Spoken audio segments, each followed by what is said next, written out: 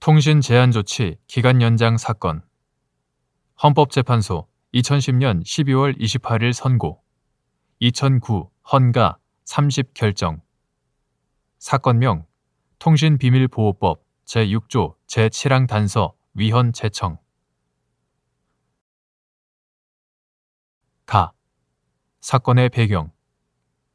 이 사건은 범죄 수사를 위한 통신 제한 조치를 받고 있는 자에 대해 법원이 그 통신 제한 조치 기간의 연장을 허가함에 있어 총 기간이나 총 연장 횟수에 제한을 두지 않고 무제한 연장을 허가할 수 있도록 한 통신비밀보호법 조항, 이하 통신 제한 조치 기간 연장 조항이라 한다. 통신 제한 조치 기간 연장 조항이 헌법에 합치되지 않는다고 결정한 사건이다. 제청 신청인들은 국가보안법 위반죄로 구속 기소되어 재판을 받게 되었는데 검사가 통신 제한 조치의 허가 및 그 연장 허가를 통해 수집한 이메일, 녹취 자료 등을 증거로 신청하자 통신 제한 조치 기간 연장 조항이 헌법에 위반된다고 주장하면서 위헌 법률 심판 제청 신청을 하였고 법원이 이를 받아들여 위헌 법률 심판을 제청하였다. 결정의 주요 내용. 헌법재판소는 통신 제한 조치 기간 연장 조항에 대해 잠정 적용 헌법 불합치 결정을 선고하였는데 그 이후의 요지는 다음과 같다.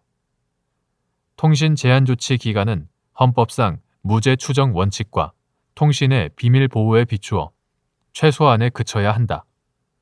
따라서 통신 제한 조치 기간의 연장을 허가함에 있어 총 연장 기간 또는 총 연장 횟수에 제한을 두고 그 최소한의 연장 기간 동안 수사기관이 범죄 혐의를 입증하지 못하는 경우 통신 제한 조치를 중단하게 하여야 한다.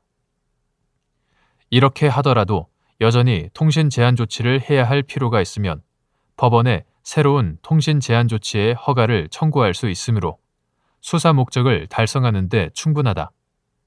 그럼에도 통신 제한 조치 기간 연장 조항은 통신 제한 조치 기간을 연장함에 있어 법 운용자의 남용을 막을 수 있는 최소한의 한계를 설정하지 않고 있다.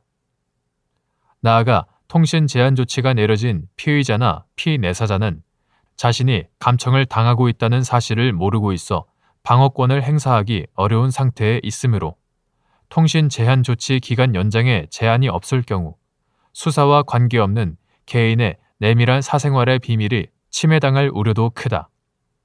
따라서 통신 제한 조치 기간 연장 조항은 통신의 비밀을 침해한다.